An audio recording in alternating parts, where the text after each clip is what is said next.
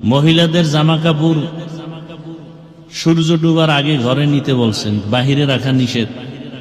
এরপরে সন্ধ্যার টাইম, মাগরিবের আজান হবে ঠিক এমন টাইমে সব দরজা লাগায় দাও বিসমিল্লাহ বলে, প্রয়োজনে পরে খুলো। ওই টাইমে সন্ধ্যাবেলা দরজা আটকায় দাও, জানালা আটকায় দাও। এই সুন্নাত কয়জনে মানে? জিন শয়তান ওই সময় ঘুরতে থাকে, মহিলারা বাইরে থাকে।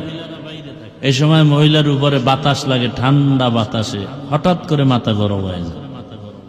জিন্নাতের আসর। আপনি আকাম না করলে আপনার উপরে কোনো বিপদ নেই। খানা খাইতেছেন রাতের বেলা জানালা খুলে দিয়া, কি আরাম। জিন্নাতের নজর পড়ছে, পেটে গিয়া যে খানা হবে আপনার জন্য, শরীরের জন্য ভালো, সেই পেট এখন খারাপ হয়ে গেছে। বদনজর লাগছে জিনের। মানুষের বদনজর তো আরো মারাত্মক। এই যে খানা খাইতে বসি কত যে ভয়ে থাকি, আমগো অসুস্থতায় বদনজর খালি।